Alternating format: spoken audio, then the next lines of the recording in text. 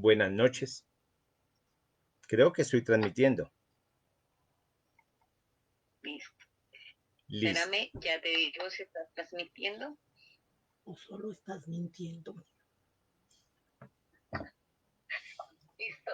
Listo. Nos fuimos. Bueno, muy buenas noches.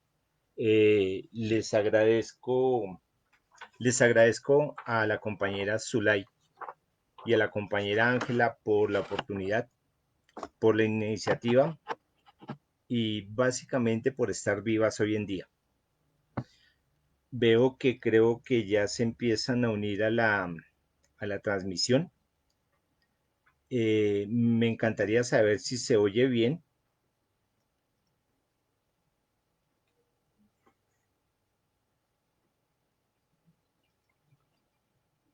Perfecto.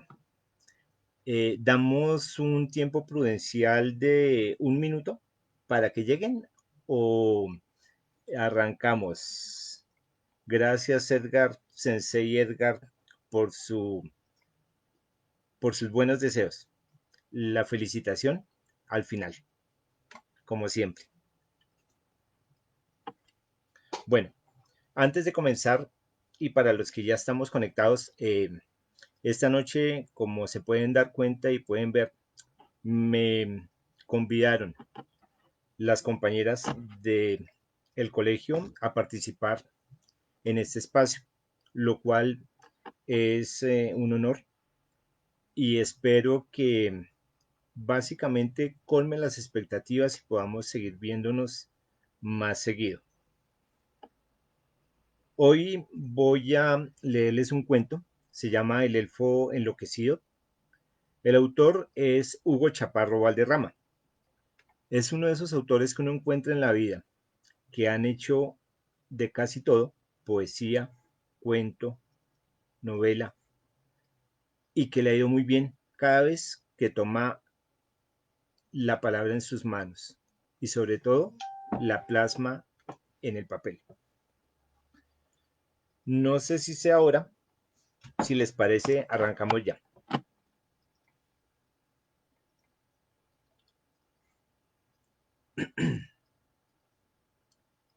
Bueno, creo que iniciaré. El elfo enloquecido, por Hugo Chaparro Valderrama. Los elfos, como bien se sabe, son espíritus revoltosos que representan la tierra o el fuego. Son animalillos grotescos con rostro y forma humana, que a los noruegos les es preciso encarcelar en frascos. El padre de Olaf, a los 5 años, le regaló su primer y único elfo. Si lo pierdes, le dijo, no podré reponértelo. Un elfo que se mantiene a tu lado durante toda la vida, aunque esto sea casi imposible por su naturaleza diabólica, te tiene que beneficiar. Si te acompaña hasta la ancianidad, morirá desesperado al mismo tiempo que tú expires. El elfo espanta la malevolencia, Olaf, así que debes conservarlo todo el tiempo que te sea posible. Y le tendió en un frasco la figura de su elfo que se retorcía y le hacía muecas espantosas. Olaf por poco lo tira, pero recordó la advertencia de su padre. En ese momento se percató de la dificultad en que lo habían colocado las tradiciones fantásticas de su país. Todos los noruegos debemos soportar la prueba de poseer nuestro elfo, tratando de conservarlo siempre, o como les sucede a algunos desafortunados, perderlo y aguantar las consecuencias.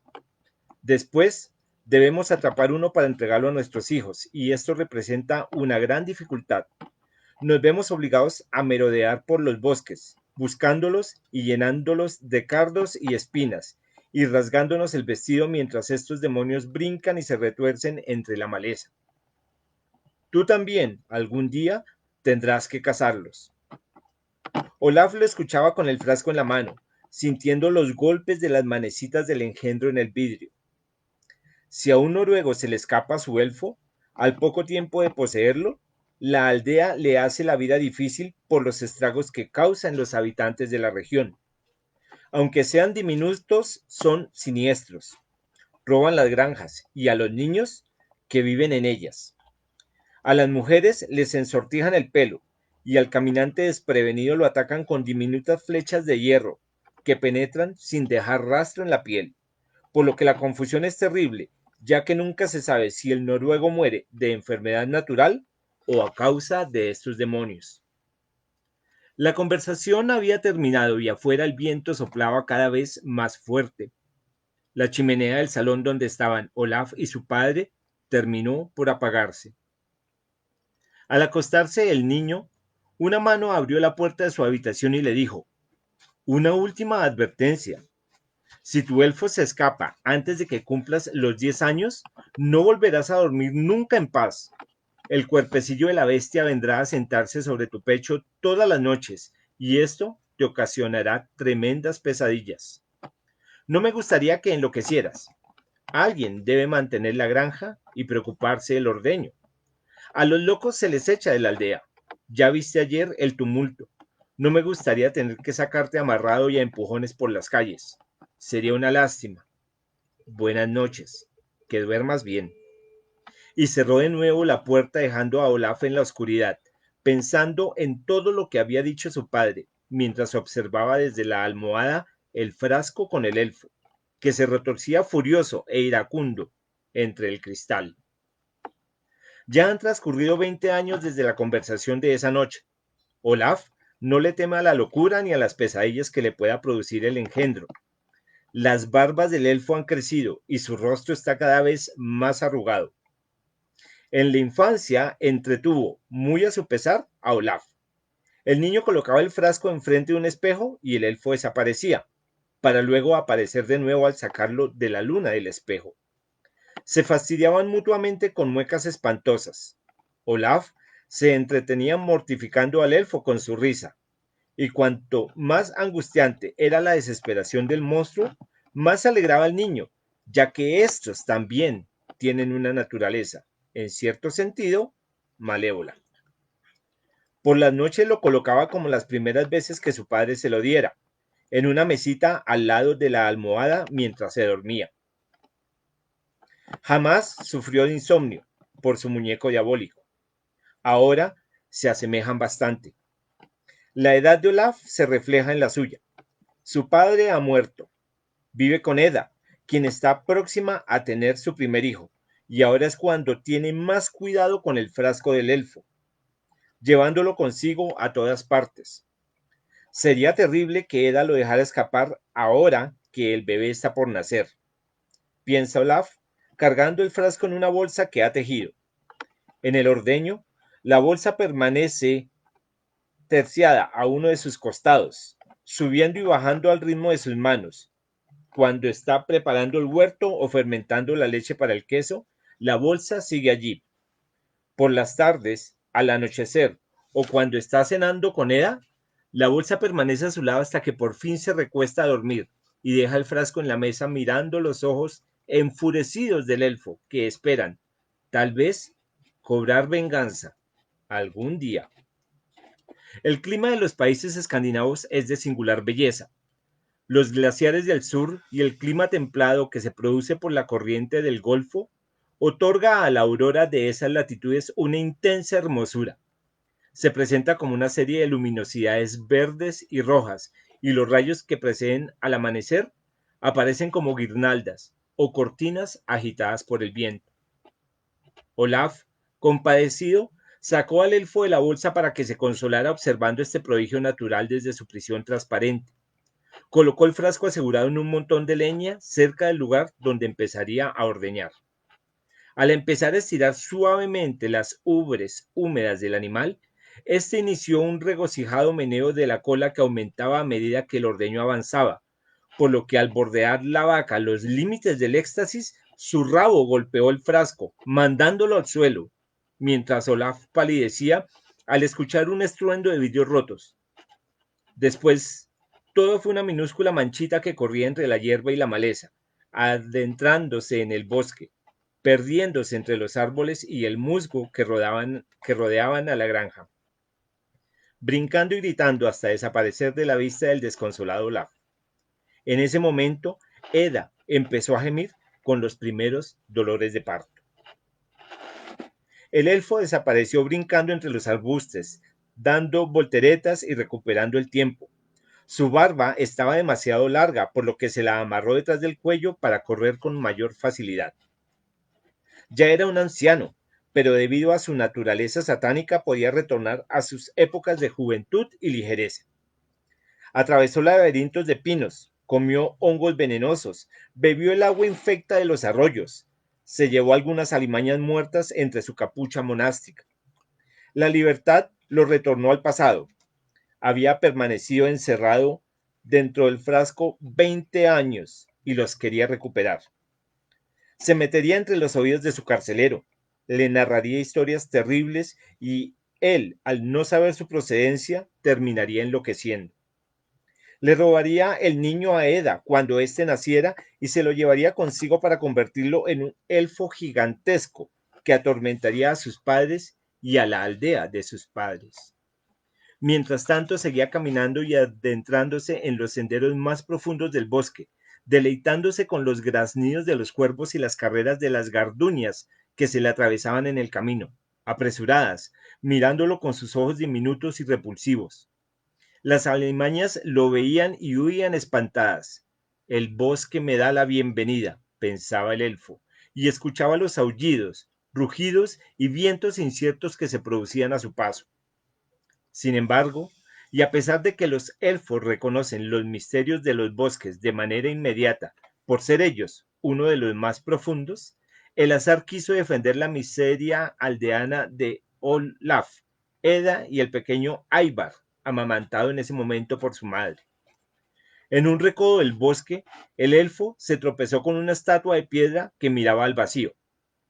El elfo no le prestó atención pensando que sería una de las sorpresas habituales que se producen en la profundidad del bosque, así que solo le hizo una mueca y prosiguió su camino. Apenas había dado unos pasos cuando sintió una voz que lo llamaba. Se volvió y la estatua había torcido su cabeza para mirarlo. Lo seguía llamando, instándolo a que se acercara. El elfo se devolvió hasta el pedestal de piedra y se recostó en él con insolencia. Cuando tocó la arista del rectángulo que sostenía la figura, ésta desapareció, presentándose enfrente del elfo un hombre. ¿Quién eres?, preguntó a la transfiguración. Yo soy Valdanders. Tú me has permitido retornar a mi estado original. Ahora eres mi dueño y puedes ordenarme lo que te plazca. Soy tu esclavo. Y cayó. El elfo, ante tal noticia, se acordó de Olaf y Eda, y se regocijó al poder hundirlos en la más honda miseria sin pasar trabajos, utilizando a Valdanders. Se sentó a meditar sobre una roca acerca de su venganza, cabizbajo. Estuvo así bastante tiempo y cuando oyó la manera de enloquecer a la pareja de aldeanos, haría de la voz de Olaf un gruñido de cerdo y a Eda le fabricaría en los costados un par de orejas gigantescas, ya que no tenía nada contra ella.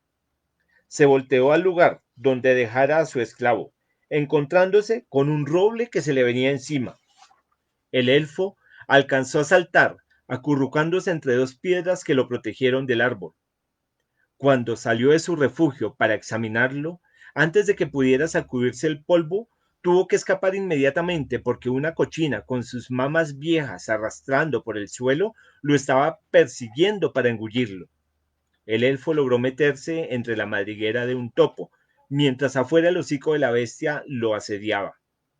Pasaron unos segundos, y la chancha se revolcó de pronto en el piso y tuvo convulsiones. Después, todo fue una nube de humo, detrás de la cual apareció de nuevo la figura humana de Valdanders, aguardando por su amo. El elfo salió de la madriguera para acercarse a su esclavo. Lo miró extrañado, husmeándole los pies, metiéndose entre sus piernas, mirándolo hacia arriba, sin atreverse a tocarlo. ¡Valdanders!, gritó el elfo. ¡Valdanders! ¡Valdanders! Valdanders se limitó a observar el lugar de donde venía la voz. ¡Valdanders!, gritó de nuevo el elfo. ¡Estoy hambriento! Y aguardó los servicios del esclavo. Valdanders, al escuchar la orden del elfo, levantó otra nube de humo ante su cuerpo. Cuando ésta se disipó, el engendro se encontró frente a un enorme salchichón servido sobre una bandeja de cristal que lo reflejaba, duplicándolo a sus ojos. El elfo, al ver el alimento, se abalanzó sobre él mordiéndolo por la mitad. Percibió entre su boca el sabor a moho de las grasas viejas y no alcanzó a escupirlo cuando empezó a retorcerse del dolor. Aulló y vociferó, imprecó y juró tanto que las alimañas que permanecían en el lugar se espantaron y se fueron. Luego miró, hasta hacer que se aterraran, a una familia de 5 conejos blancos que observaban moviendo sus narices. Cuando terminó su indigestión, vio de nuevo a Valdanders, mirándolo desde el mismo sitio donde estuviera el salchichón. Tenía una ligera modificación en el cuerpo. El vientre le había desaparecido, por lo que ahora se veía un Valdanders dividido en dos. El elfo asustado dijo: Valdanders, tengo sueño, llévame a un prado. Inmediatamente el elfo se vio recostado en un prado cubierto de trébol con 2 flores. Para dormir con más tranquilidad, el elfo arrancó las flores y se recostó en el prado a soñar. Así permaneció noches y días y años dormitando. El hijo de Olaf y Eva, Ivar, alcanzó a cumplir los 4 años.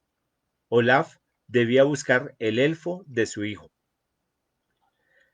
Se sabe que los elfos son criaturas de naturaleza vagabunda y ociosa. Son bastante perezosos. Los 4 años de sueño del engendro solamente le significaron una simple siesta, un dormitar reparador, un descanso pasajero del cual se despertó con gran cansancio. En sus sueños asistió al robo de tesoros ocultos por los gnomos al final del arco iris, a violaciones de hermosas hadas, a batallas con dragones estúpidos y feroces, a banquetes de vampiros y deformes, a cacerías subterráneas de topos y alimañas. Valdanders, a pesar de la ceguera que le produjera el elfo cuando se recostó a dormitar, aguardó a que el cuerpo diminuto de su amo despertara. El elfo entonces tuvo una sensación extraña e intentaba prolongar el sueño, percatándose al instante que, durante todo ese tiempo, había permanecido flotando sobre una laguna de estiércol. Mirando a un Valdanders ciego chilló: Valdanders, ¿qué significa esto? Límpiame el estiércol de inmediato. Valdanders desapareció, quedando entonces una rama florida abanicando el cuerpo del engendro y secando el estiércol. Cuando el elfo estuvo satisfecho, tomó entre sus manos la rama florida y la partió, arrojándola al suelo en pedazos. Llamó de nuevo a su esclavo, quien reapareció de nuevo sin un brazo. Valdanders, dijo el nuevo elfo, quiero divertirme, represéntame una escena. Y Valdanders desapareció, sucediéndose al instante, enfrente del engendro, su historia representada en varios tapices. El elfo encarcelado, el elfo fugitivo, el elfo con su esclavo mutilado, y en una última seda, una estatua de piedra similar a la que encontrara el demonio. Valdanders exclamó: Yo soy Valdanders el mago. Poseo el arte de hablar con las cosas que por su naturaleza son mudas. Poseo el arte de la conversación con las sillas y los bancos, de las ollas y los jarros. Converso con el fuego y con el agua. Yo soy Valdanders el mago. Yo soy el principio y el fin. Soy el que vive y ha estado muerto. Soy la inconstante luna. Yo vivo por los siglos de los siglos y tengo las llaves de la muerte y el infierno. Yo soy tu destrucción. Valdanders cayó y luego dijo: Ahora sufrirás todas mis transformaciones. Y el cuerpo mutilado de Valdanders tuvo una metamorfosis misteriosa. El elfo presenció, antes de enloquecer, la única figura que se tiene de Valdanders, figura que está dibujada, según un fabulista célebre, en la portada de un libro de ciencias esotéricas. Cabeza de sátiro, torso de hombre, alas desplegadas de pájaro y cola de pez, una pata de cabra y una garra de buitre, aplastando un montón de máscaras que representan las especies. En el cinto una espada y en las manos un libro abierto, con las figuras de una corona, de una criatura, de una copa, de una torre, de un velero, de unos dados, de un cañón y de un gorro con cascabeles. Luego, Olaf encontraría al elfo en el bosque, delirando, retorciéndose en el suelo, emitiendo unas grotescas carcajadas que se fueron apagando a medida que el cuero fue cerrando la boca del frasco de cristal que Ivar recibiría al día siguiente cuando cumpliera 5 años. Este es el cuento del elfo enloquecido. La moraleja no la tengo. La sacarán ustedes de acuerdo a lo que escucharon. A la compañera Zulay, a la compañera Ángela y a todos ustedes que han hecho posible este espacio para que podamos pasar algunas noches con elfos en el pecho o con otro tipo de figuras sobre nuestras azoteas y tejados, les agradezco. Espero haya sido un buen cuento, porque la vida es todo, todo un cuento. Muchas gracias, bendiciones y una muy feliz noche. Que descansen.